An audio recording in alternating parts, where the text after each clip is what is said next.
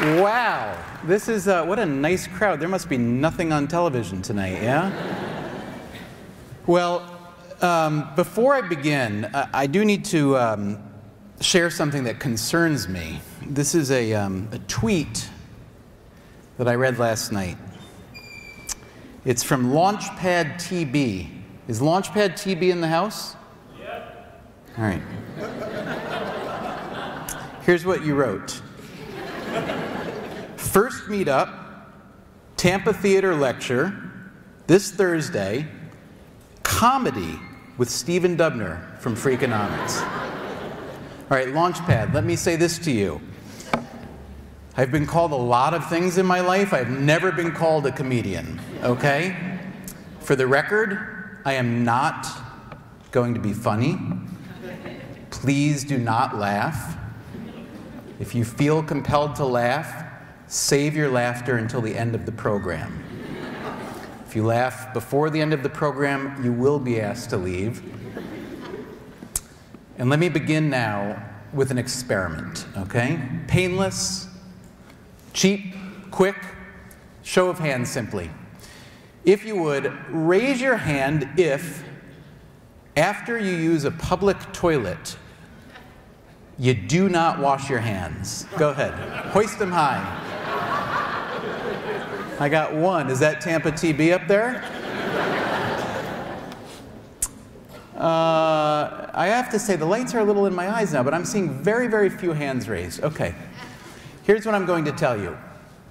You look like a very nice group of people. You're probably pretty honest. You're Floridians. I say that with no irony. Maybe a little irony. You look to be a pretty hygienic group of people from what I can see here, but I also know that a bunch of you, particularly the men, are lying to me now, okay? And I know you're lying because there's actually data on this very topic, which is how often people wash their hands in public toilets and how often they say they wash their hands. In fact, I sometimes gather this data myself. I'm not a scholar. I'm just a writer. I work with scholars, but this research is so basic that even I can do it. Bathroom hand washing data, okay? Here's the way I do it. I fly a lot. And so I like to do my research in the men's room of airports. And the way it works is this. I'll get off a plane. If I need to use the restroom, I'll use it. Then I wash my hands. And then at the sink, I'll just kind of linger for a while. And I've got my handy-dandy notebook, and I'll literally just mark down the number of people who have used the toilet and are now coming out, and the number of them that are washing their hands and those who are not. If this seems like fun research that you would like to do, I encourage you to try it. I will give you one word of caution. Do not try this in the Minneapolis-St. Paul airport, where you may remember a certain US senator was conducting a whole other kind of research. But what I found, and what other research has found, is that on average, about 70% of the people, of the men, in an airport restroom wash their hands after using a toilet, and 30% do not. Okay, now what does this mean? Why do we care? Maybe we don't. I care. Here's point number one. If we were to bring the 30% of those non-washers into this theater and sit them with their friends, maybe relatives, children, colleagues, bosses, they're not going to raise their hands either, right? The circumstances under which a question is asked, or more broadly, more importantly, the circumstances under which data are gathered, has a great deal to do with how reliable those data are, right? We know that intellectually, but we're always very willing to forget how good or bad the data are if the data say what we want them to say. So what do you want the data to say? I try to be agnostic. That's kind of the point of Freakonomics. We try to look at data about the world and see what it tells us about the world. It may not be what we want to hear. It may mean that the world is scarier, more dangerous than we think. Although honestly, it's usually the other way around. Usually the media does a very good job of scaring us. Then when you look at the data, you see it's not really so scary. So what you have with the hand washing is two different sets of data here, right? The things that people say and the things that people do. Economists will call this your declared preference, what you declare as your preference, or what you declare as your behavior, and your revealed preference or revealed behavior. What we try to do is live in the middle between those two, because it's well and good to listen to what people say about how they want to spend their money, how they'll vote, what they believe in. But at the end of the day, that's not what's paramount. What's paramount is what they will actually do, how they'll actually vote, how they'll spend their money. Not what they believe, but how they behave. And so we try to find data to measure behavior that describes the real world and makes sense of the real world. Now, let me go back to the hands again for a minute. You might say, well, I don't really care if some 30% of the men in the airport don't wash their hands. That's their problem. But I could describe for you a number of circumstances where you would care. So let's say that one of those people happens to work in a hospital, right? All of a sudden we start to care a lot. US hospitals are generally very, very good. That said, there are about 100,000 deaths in US hospitals every year that were considered accidental or preventable, okay? In other words, people come to a hospital these days primarily to not die, and then we, hospitals, take 100,000 of them and kill them from something other than the reason they came to us to not die from. Bad business model, among other things, okay? So factor in the moral factor. Literally lives are being lost that could have been prevented. It's extremely expensive for hospitals to make this kind of mistake. And you know, the biggest single category of preventable death in US hospitals is bacterial infection. The best way, cheapest way, easiest way to fight bacterial infection is better hand hygiene.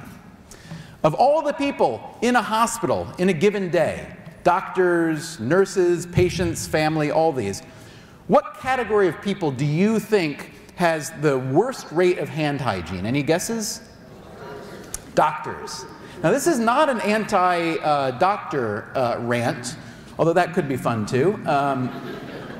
I'm guessing there are at least this many people. There must be a few doctors. Raise your hand if you're a doc, if you're not worried about it now. Oh, you're the two who didn't wash your hands in the toilet too, aren't you? No, they weren't.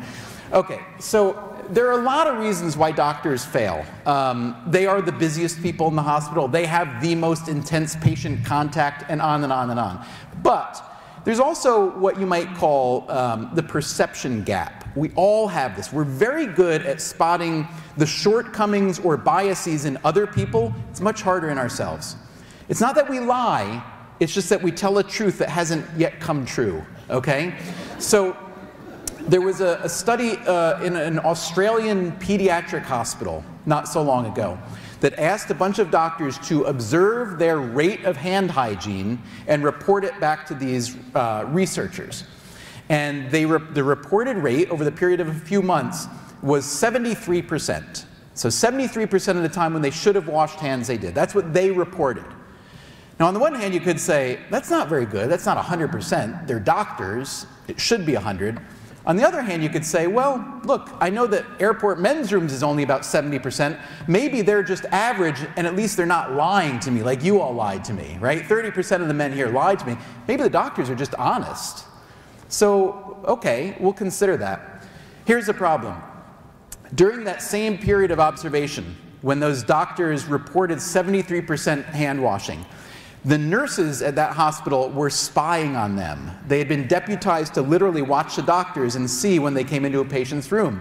Those nurses reported that the doctor's actual observed rate of hand hygiene was 9%. 9. Okay? So just think about it for a second. Forget about the disgusting, forget about the dangerous and all that. Anytime you've got a case where 3 out of 4 people say they do something, and in reality 1 out of 10 do, that's a big gap between the declared preference and the revealed preference. A lot of the problems that we try to solve in society revolve around this kind of thing, where people say, if you ask people, do you cheat on your taxes? Have you driven drunk? Have you driven without a seatbelt? Have you done this or that? Survey data is really worthless in that regard. The difference between what we say and what we do can be vast. Now, if you want to solve a problem around that issue, what do? Well, we visited with some folks from Cedars-Sinai Medical Center in Los Angeles, which is a very, very good hospital. And they had a hand hygiene rate among their doctors of about 60%, 60, okay, not very good. So they thought, all right, look, we are smart people, we're educated people, we're motivated people, what do? Now, interestingly, especially interesting because you're a university crowd, most problems in society, especially when they involve risk, most problems we figure we know the answer. We solve it by education, more education. Teach people the right way to behave, teach people the risks, and they will behave in the right way. The problem is the doctors are the most educated people in the hospital. They've had the education. They're still failing. So Cedars-Sinai really wanted to fix this problem, and they therefore did what we in America, particularly corporate America, like to do, because we know it works so incredibly well. They formed a committee. It was called the Cedars-Sinai Medical Center Chief of Staff Hand Hygiene Advisory Committee, or CHSAHING for short. And it was comprised of about 20 of the top officials in the hospital, most of whom were MDs.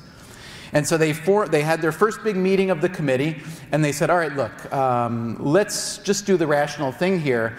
Let's send a memo to all the doctors in the hospital. We'll make it a really tough memo, strongly worded, and we'll use all the marvels of modern technology to distribute it. We'll fax it to them, we'll email to them, we'll use Tampa TB to tweet it to them maybe, and we'll get the word out to everybody, and they'll just stop. And they sent out the memo, and they also deputized their nurses to spy on the doctors, and they saw that the needle did not move at all. Didn't help at all. I mean, why would it, right? These doctors know what they should do. To send a memo to urge them to do it, it wasn't going to work. So then they thought, all right, we need to take our message to the wards, to the floors where the docs are actually practicing medicine.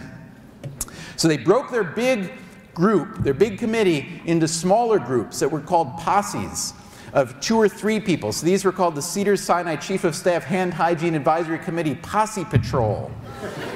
And the way it would work is the docs would go around to patients' rooms, and they would literally like hide in a patient's room waiting for a doctor to enter and then wash or not wash his or her hands. Now, they did not try to catch doctors in the act of not washing because they thought that would hurt morale. Whenever you're inventing incentives of any kind, you know, there's carrots and sticks of all sorts. Sometimes you have to think, you know, is the stick right? They decided the stick was not a good idea. And instead they offered a carrot. So when they would hear the sound of water running and the doctor soaping up, they would jump out from behind the wall or curtain they'd been hiding, and they would applaud for the doctor, first of all, and then they would give the doc a $10 Starbucks card of free coffee. And I heard this from Cedars-Sinai, and I said, come on, you got to be joking. You're trying to change the ingrained behavior of the highest earners in your hospital. I mean, these folks are making $400,000 or $500,000 a year with $10 worth of free coffee. And I learned a very valuable lesson that day. I was wrong. The lesson I learned is never underestimate the power of free, okay? It doesn't matter how much money you have or how much you're worth. If something is free, you will want it, just because it's free. Look, you all are here tonight, right? So here's what happened. When they started to offer this card, they found that no doctor ever turned them down. Nobody ever said, oh, thank you, but you know, I'm just doing my job, and I'm making 500 grand, thanks anyway. No one ever said that. In fact, they began to game the system. When they would hear that the posse was on their floor, they'd run up there and start washing their hands to try to get more cards, right? So this was wonderful. This was brilliant. It turned a kind of negative thing into a game that made people feel good and feel happy. Just one problem, it didn't work. It did not move long-term hand hygiene behavior. If you think about it, actually we've learned in a lot of research, short-term incentives like this will often improve behavior a bit, but they often don't have lasting behavior. You know, so after they got used to it, it's you know, the Starbucks card. It wasn't the incentive that worked for whatever reason. So by now, Cedars-Sinai was getting desperate. People were getting sick. And so they had another of their big meetings. It was a lunch meeting. And one of the people who hadn't spoken up much before, she was the staff epidemiologist. She said, I hope you don't mind, but I have an idea. It's not really a solution to the problem, but she pulled out a bag with 20 Petri dishes with agar plates that you use to make a biological sample, a culture. And she said, here we are, the boss is telling everyone else how to behave, to wash their hands. I want to make sure that our hands are clean, literally, that our hands don't have bacteria on them. Now, keep in mind, again, this was a lunch meeting. They just had some sandwiches. Presumably, if only out of self-interest, their hands should have been very clean before sitting down to lunch. So she passed these Petri dishes around. They laid their hands in it. She wrapped them up, sanitized them, sent them up to the lab to be cultured. She anonymized them. She wasn't trying to embarrass anybody. And it turns out that the majority of those palm prints, after they'd been cultured, were just seething with bacteria. That the docs who'd been telling everybody else how to behave, that their hands were carrying these bacteria as well. And then they thought, all right, what do we do with this information? What do we do with this idea? Can we make it an incentive somehow? And to his credit, the chief of staff was a very creative, clever guy. And he said, what if we take a photograph of one of those handprints and make it the screensaver on every computer in the hospital? And they did, and it worked. For whatever reason, it worked. When docs would come onto the floor and they would see that image on the computer, that was the incentive that made them ultimately change their behavior. It's amazing. You never could have predicted it. Incentives are very, very tricky. It's hard to say what will work beforehand. It worked so well that hospitals around the country began to hear about the success of Cedars-Sinai, and they wrote to Cedars-Sinai to ask if they could use that image of the handprint with bacteria, as though other hospitals can't take pictures of their own bacteria. And so in a way, this is a very happy ending story, right? Creative, hardworking people came up with a solution to an intractable problem.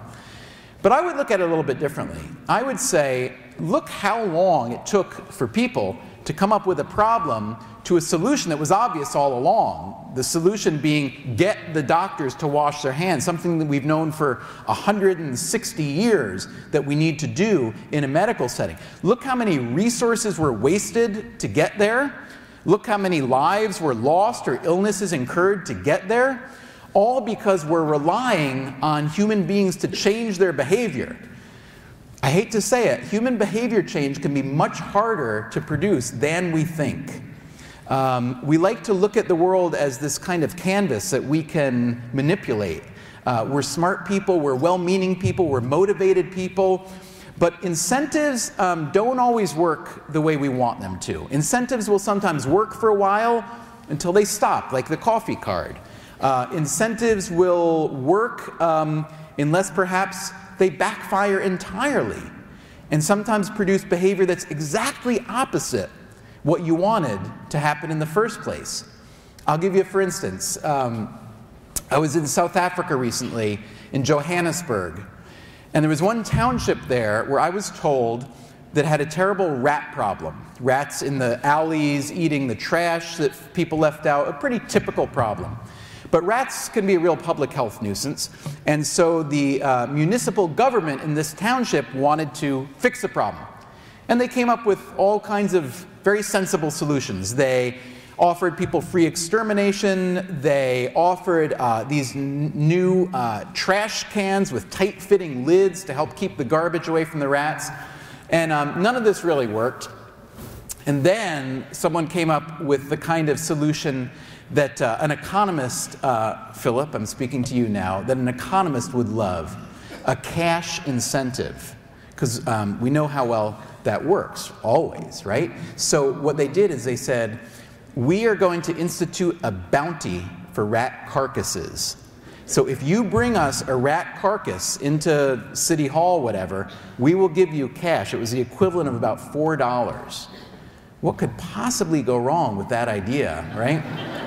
So as it turned out, the incentive was very effective. It was more effective than the government had dreamed, but not exactly as they had intended. Within a short time, this township had developed a new industry, rat farming. They began to import, breed, grow, slaughter, and turn into City Hall rats for the bounty. So it just goes to show you, in your lives, whether it's as a parent or as a university official or in healthcare, whatever, and you're designing incentives, know that they won't always work the first time around. Know that you should experiment on a small scale before you roll them out wide, because it might be just the right solution, but you might also, if you're not careful, just end up with a pile of dead rats on your doorstep. The conventional wisdom, how we come to think about a given thing, is a puzzle to a lot of people. We accept conventional wisdom because it's handy. It's a good shortcut. It's what often it ties into what psychologists will call a heuristic, a kind of mental shortcut that lets us think we understand the world well. The problem is that the conventional wisdom is not always right. And I think there's a fine line to walk between cynicism and skepticism. Personally, I don't like being around cynics. I love being around optimists. And I think there's a lot to be optimistic about in the world right now.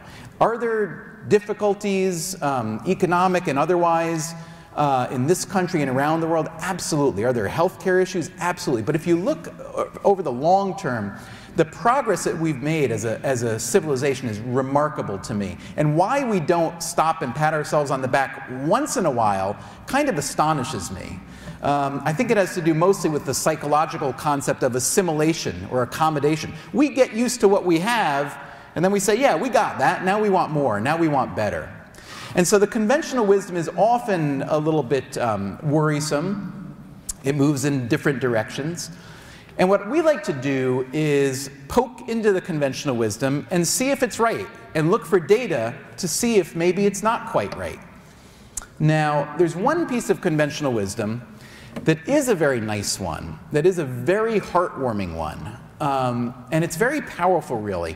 The conventional wisdom basically says that human beings are innately altruistic, right? That the human being innately, without any kind of incentive, without any kind of motivation, wants to give some of what he or she has to other human beings, even if they don't know the other people, even if they don't know what the other people might need that money for, that we are innately altruistic. And that is just an incredibly wonderful idea.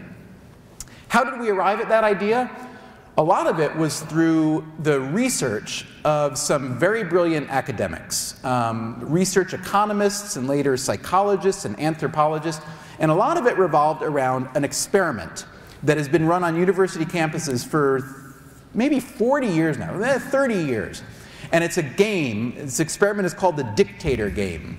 So I'm going to describe the dictator game to you, and then you'll imagine that we're playing it together. Okay, so here's the way the dictator game works. Pretend that I'm a professor, an econ professor of psychology, and I post a sign that says, I'm running an experiment, has to do with exchange of funds. It'll take 5 minutes to play, it's painless, and you'll get paid a little bit for your time. Show up at such and such a room. And you show up, and I sit you down, and I give you an envelope with 10 single-dollar bills in it. And I say, I'm going to give you a few dollars, let's say $3 just for coming. But on top of that, I'm also giving you these $10. And there's a person down the hall, they're also getting $3 just to show up. But they don't get the envelope with $10 in it. Only you get that. If you would like, however, you could give some or all or none of your money to that person down the hall. You will never see that person will never see you. It's anonymous, and this is a one-time transaction. You are the dictator, that's why it's called the dictator game. You say how many of your dollars from 0 to 10 you want to give, and the game is over. That's all there is to it, okay? All right, so put yourself in the shoes of a student who comes in to play this game. I'm the professor. I give you the 10 single-dollar bills. So before we vote, think which camp you're going to vote in. Think how many dollars you want, okay? How much you want to give to the other person, okay? Now, raise your hand if you would give all 10 of your dollars to the person down the hall. Let's see, raise your hand. Right. There's always a couple of Gandhis in the room, which is fantastic. You know, most of them work in government these days. They're very good at giving the money away. That was cheap, wasn't it? That was just pure cheap, yep. I come from New York State. Do you know what our politics look like there? There was a time a couple of years ago, I think we have 4 or 5 statewide elected officials. Only one of them, in this case, had actually been elected. They had all replaced the criminals who had been elected and then gone off to elsewhere. So no love lost here. Okay, so you've got a couple of Gandhis. Raise your hand if you are, would give, let's say, $5 to the person down. Wow, okay, so that's a generous crowd. So I'm just going to say it's about 40%. Raise your hand if you would give, let's say, $1, $2, $3, or $4. Okay, so maybe 25, 30%. Okay, noted. And raise your hand if you would give 0. Okay, thank goodness the economist raised his hand for 0. Okay, so interestingly, before I tell you the results of this study that's been done in many iterations over the years, let me tell you this. The single best indicator of a person who will give 0 is an undergraduate student in economics, okay? No lie. There you go. Okay, that means you've learned your studies well, okay? Because how does an economist or a budding economist think of this riddle? They think, okay, you're giving me some money. You're telling me it is mine. There is another person who is not me. My money, me. Him, not his money. Why would I want to give some of what's mine to him when he is not me? And moreover, he won't even know that I'm the nice guy that gave it to him. It's anonymous, right? And I won't know who he or she is and what they're... Now, if you told me that maybe this is a person who is going to build houses for Habitat for Humanity and they need that money to fund their work, that might change it. But I don't know that. For all I know, they may be going to buy a case of beer and drink it on the street and run over puppies. I don't know. So I'm not going to give my money to a beer-drinking puppy killer. No, sir. And so the economists give 0. Now, again, thank goodness, just as the world is not complete with Gandhis, the world is not complete with economists, because that would not be a good world either, where no one gave anything to anybody. You find that on average, when you run these experiments, that people give on average about $3 to the other person, okay? So they keep $7 to themselves and they give $3. That's pretty generous if you think about it. Now, even though it's a very small thing, you could say you're giving away 30% of your windfall. Now, you can imagine if the dollars were higher, it wouldn't be such a high... If you won the lottery, if you won $10 on a lottery ticket, you might give me $3. Or buy me a cup of coffee. If you won $1 million, you're probably not going to give me $300,000. If you were, I will come home with you tonight. But these results were consistent and robust, and scholars began to do these studies around the world in all different kinds of settings, with young people, old people, male, female, indoors, outdoors, all different kinds of versions. And the results were always, were usually pretty consistent, which is that people gave, and people gave in the neighborhood of about 30%. From this research, there were scholars who won tenure based on writing about this research. There were books written about this research. It became part of the conventional wisdom that human beings are innately altruistic, because it's been proven in a lab by economists. Who could be more surprising that would prove altruism, but economists seem to have proved it. Now, let me just suggest that you start to think about now how that conventional wisdom might not be right, right? I said that these experiments might be run, I would put up a sign that says, I'm running these experiments, I'm paying a little, come by. Well, think about what kind of people show up for those kind of things. Those people are what you'd call a cooperator to start with, right? They already are voluntarily cooperating in an experiment. Maybe they just cooperate more than the average person. The other thing is, you know, let's say I'm standing there writing down your choices, or even if I'm not standing there writing down your choices, you know that some guy like me is tallying up what you're doing, and you kind of figure out what's going on. And the thing is, none of us like to look cheap in front of another person, right? In fact, if you happen to be a panhandler, which you might be because it was free tonight, so anybody can walk in. If you happen to be a panhandler, you know who you want to ask for money on the street is the male-female couple, preferably not yet married, because that man cannot look cheap in front of his date. He can't do it, right? So even if you don't like me as a professor, even if you hate me as a professor, it only costs you a couple dollars to not look like a jerk, okay? So keep that in mind. Now, these experiments, as I said, have been done all over the world, very similar results. And there was one economist, a fellow named John List, who has done these experiments and come up with the same results that everybody else has got. And he began to wonder if maybe they didn't represent the real world enough to be true, to represent reality. Now, John List is an interesting guy. He'd done a lot of experimental economics out in the field, in public. So you do experiments, you just don't tell people you're doing experiments.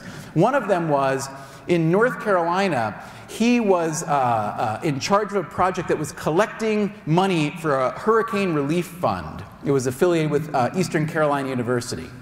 And so while they were collecting money, he turned it into an experiment.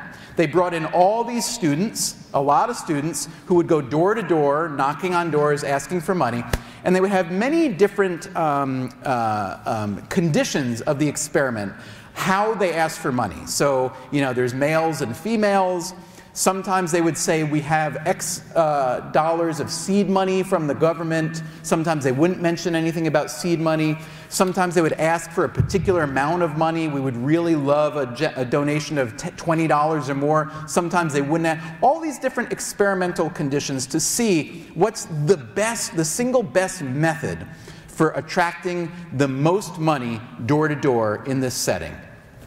Okay, and here's what they found. They found that any man, let's say, take anyone, take me, using all the best methods that they found out, seed money, driving the right kind of car, looking very trustworthy, you know, seed money, amount and so on. If any man using all the best methods would raise less money than any blonde woman. So it turns out that any blonde woman who would go knock on a door and ask for money would do better than everybody else, even if she stood there mute with a sign that says hurricane, that she would have to do nothing. So, and interestingly, it wasn't only men who gave more to blonde women, it was women as well. So just as we have this, apparently this free gene in our brains still, where when something is free we reach out and grab it, we also apparently have this blonde gene. When we see a blonde woman, we just reach for the wallet, apparently, and give. And it was shocking to John List, because here we like to think that when we give for deep philosophical, intellectual reasons. That wasn't the case at all. So John List had some experience in the real world with why people give and why they don't give. And he looked at this dictator experiment results that everybody else had done, seen that people give $3, and he said, I wonder if maybe the real world is messier than that. I wonder if the real world is a little bit more like, was that a dog? It's okay. Maybe it's not okay. I don't want to squeal on you if there's no dog policy. Right, it is free. Yeah, you would think dogs would be. But dogs cost $1. That would be known as price discrimination, correct, Professor? Right, okay. Okay, so getting back, John List, yeah, okay. So what if the dictator experiment, which looked great in the lab, didn't represent reality? The way that the reality raising money for hurricanes was unpredictable and surprising. So John List is a very clever fellow. He designed a lot of different kind of experiments. And in this case, he said, I'm going to take the dictator game and I'm going to test it. I'm going to push it and make sure it stands up. I'm going to tweak it a little bit, and what I'm going to do is you come into the room, and I'll still give you the envelope with 10 bills in it, 10 single-dollar bills. But now your choice set is a little bit different. You can still give away up to $10 to the other person. You can give away any amount in between 0 and 10, but you have one new choice now. You can take $1 from the other person, okay?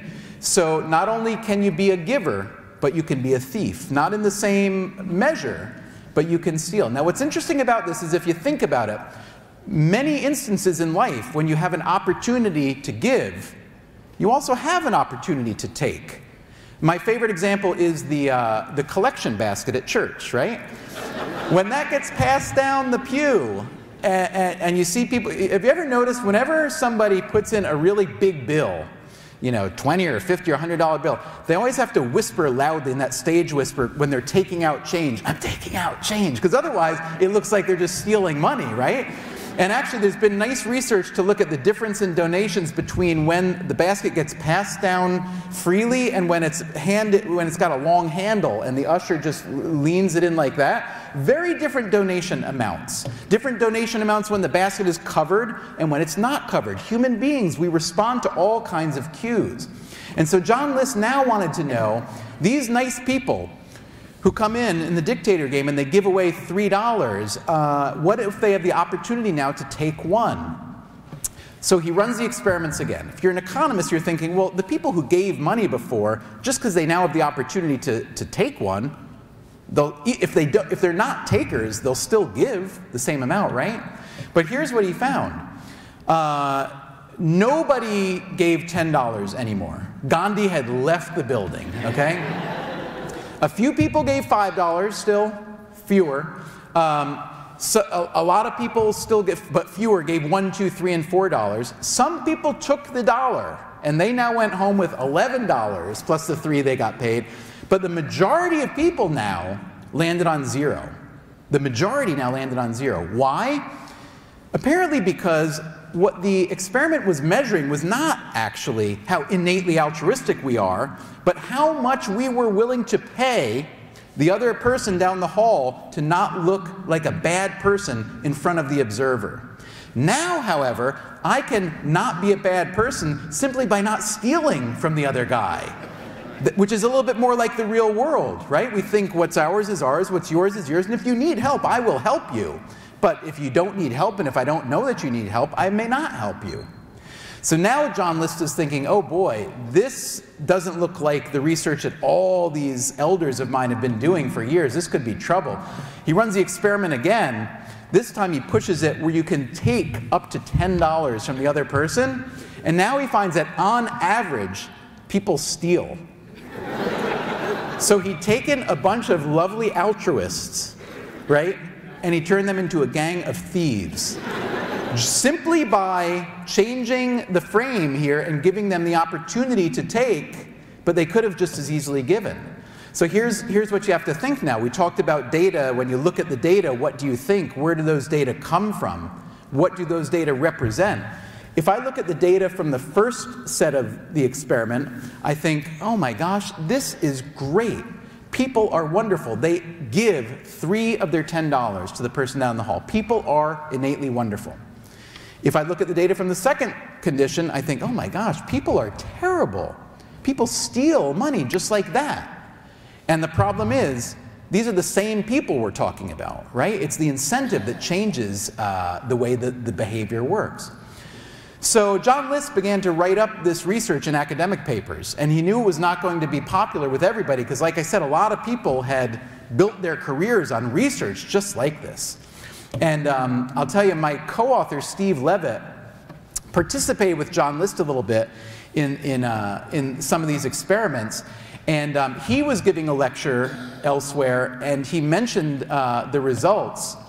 And a couple days later, Steve Levitt got a letter at his home address that was very worrisome. It was a thin letter. His address was written all capital letters in pencil, and there was no return address on it. So his first thought was that it was like an anthrax letter or something. So he did what any good economist would do. He he asked his wife, Jeanette, to open it for him. True story.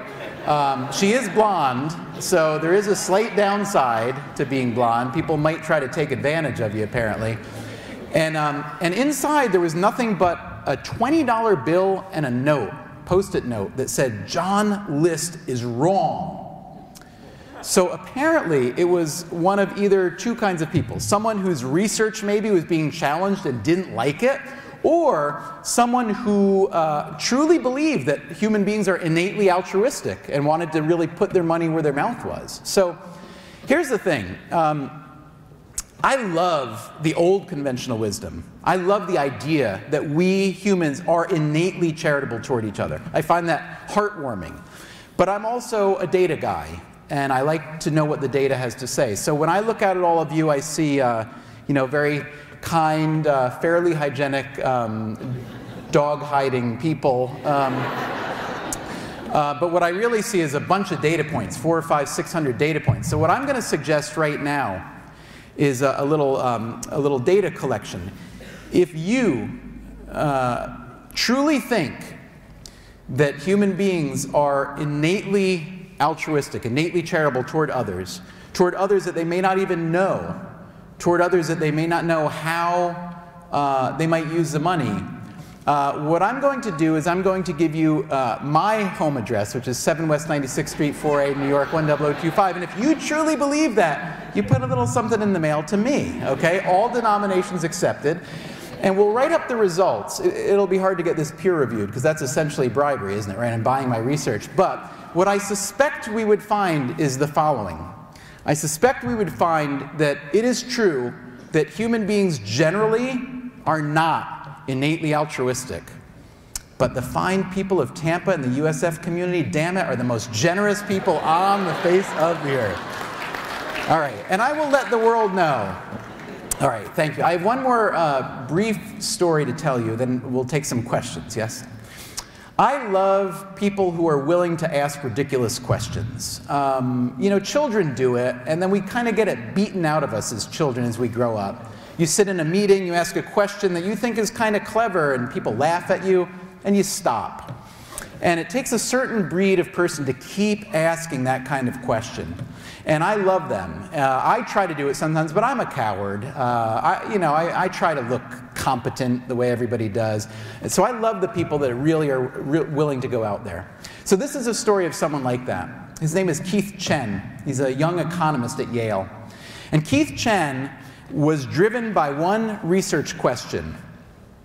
Here was his question. He thought, as an economist, wouldn't it be cool, so cool, if I could teach a bunch of monkeys to use money and then just sit back and see how they spent their money and what they did with it, whether they borrowed, gave each other, gifts? Wouldn't that be amazing? Because, economists try to understand how people use money, but it can be hard because people tell you one thing and do another. The monkeys won't lie.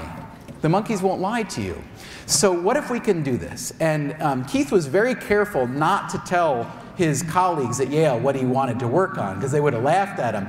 But he set up this monkey lab at Yale New Haven Hospital, and the way it worked is that there were 7 monkeys in a big cage over here living together, and then there's one little experimental cage down here at the end with a door where one monkey at a time would come in and they would run experiments with that one monkey down there. The monkeys were capuchin monkeys, which are very sweet little guys. They're about the size of like a very scrawny 1-year-old human with a tail the length of its body. And the important thing to know about the capuchin monkey is that it is a sugar fiend, okay? So if we brought a capuchin into this building tonight, and I had a big vat of something very sweet up here, like marshmallow fluff, let's say, the monkey would run up here and jump up onto the vat and eat about its body weight in fluff. And then it would stagger off here and get sick. It would vomit. But here's the good part. Then he would stagger back over here, jump up on the vat, and start eating again. So if you're an economist, this makes him an excellent research subject, okay? they're not going to abuse them in any way, but they have a kind of bottomless stomach of want for what you have in abundance, food, sweet food. The other thing to know about the capuchin is that they are not thought to be a very smart monkey. Okay? They have a small and rudimentary brain, which is exactly why he wants to work with them. He doesn't want to know what they can think their way to do with money. He wants to just see what they are hardwired to do if they can learn to use money, and see how that may relate to human beings. If the capuchin was thought to think at all, it would be about really just two things. Food, as I said, particularly sweet food, and sex. Which I could argue doesn't make him so different from a lot of people that you and I both know, right? And now he wants to teach him the third key part of modern life, which is money. So here's the way it works. 7 monkeys living up here. They named them all for the characters in James Bond films, which is kind of a custom in academic monkey labs. So there was one who became the favorite of Keith Chen. His name was Felix, after Felix Leiter, the CIA agent in the Bond films.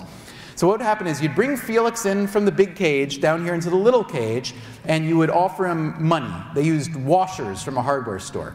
And Felix would take the coin and sniff it and try to eat it. And when he would see that it's not edible, he'd get rid of it. He'd throw it at you. And if you did it repeatedly, he'd get upset. So then you would give Felix the money and then offer some food. Felix would grab the food, and then you would take the coin out of Felix's other hand to teach him that the exchange of money gives you food. Now, I mentioned these monkeys aren't so smart. It took, on average, about 6 months for these 7 monkeys to learn that if you give a coin, you get food in return, okay? But they did learn it. So now Keith Chen has them kind of buying food with money, but it's not quite money yet. Right now, they're just little tokens. So here's what he wants to do now. He wants to experiment with price. He wants to see how the monkeys behave around price, and particularly, can a monkey, a tiny-brained food and sex monkey, can that monkey express its preferences consistently through money? Because that's what we do every day. If you want to know what I believe in, what I like and don't like, if you can see how I spend my every dollar, you'll have a pretty good picture. So now what they do is they would bring each monkey down into the cage and offer many different kinds of food that are all the same price, 1 coin. And they want to see, do the individual monkeys have different food preferences, and will they be consistent in buying them? Probably not, right? They're just tiny-brained monkeys. They're just going to buy food and eat it, and they're not going to pay attention. But as it turns out, they did have specific preferences. So Felix, for instance, loved Jell-O cubes. Whenever there was Jell-O for sale, Felix would always buy the Jell-O. When there was no Jell-O for sale, Felix would buy whatever else was available, because he's not that dumb. I mean, you know, the monkeys are not working for the food, for the money. They're being given the money. So it's free food no matter what. So if there's not Jell-O, I'm still going to eat. But when there's Jell-O, he would always buy the Jell-O. So Keith Chen is thinking, well, this is interesting already. The monkeys are using money in a way that we recognize, and they have consistent preferences with money. And Keith, if you're an economist, what you're thinking is, I'm going to get research papers out of this research, because this is going to be interesting. But because he's an economist, now he's got to torture the monkeys a little bit. And how he does that is he's going to raise the price on just the monkey's favorite food while keeping all other prices constant. So each monkey has his favorite food, and they're going to double the price of that one food while keeping the other prices constant. And he's thinking, if you're a human, what do? You buy less of that one that's now more expensive. But these little monkeys, no way they're going to do that, right? But as it turns out, that's what they did. The tiny-brained capuchin monkeys, when the price of their favorite food doubled overnight, they began to consume less of that and more of the other foods that were relatively cheaper. So in other words, the capuchin monkeys with their tiny brain were responding rationally to this price shock that the economists had introduced in the monkey economy. So the further Keith Chen went, the more he saw that the parallels between them and us, or maybe us and them, were very strong, much stronger than he would have thought. And he thought, I'm going to get a lot of research papers out of this. This is great. And then something happened in the lab one day. If he ever needed more evidence of the strength of the parallels between the monkeys and us, this thing happened in the lab that was a total freak accident, that no one could ever explain why this happened. They come in one day, it's just like every other day. Felix, the favorite monkey, comes down in here to do the experiments.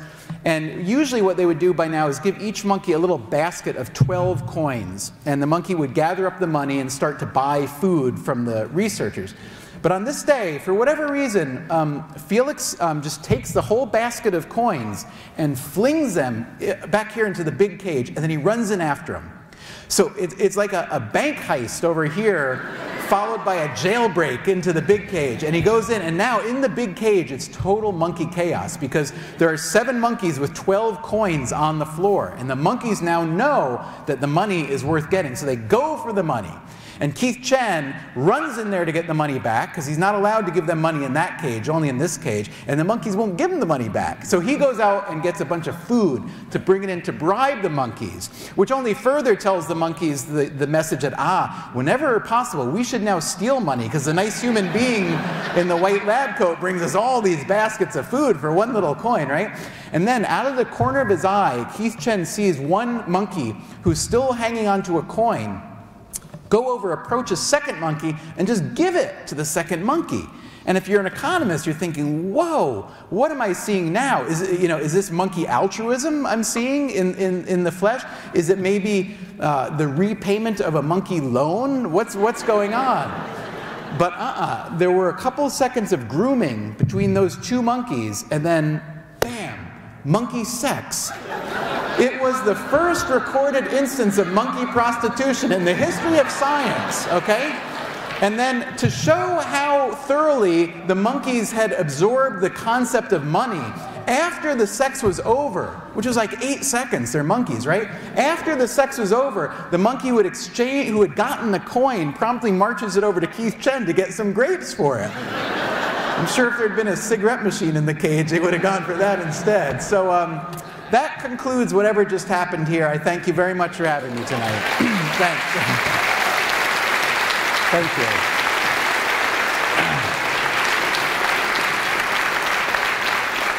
Thank you very much. Thank you very much.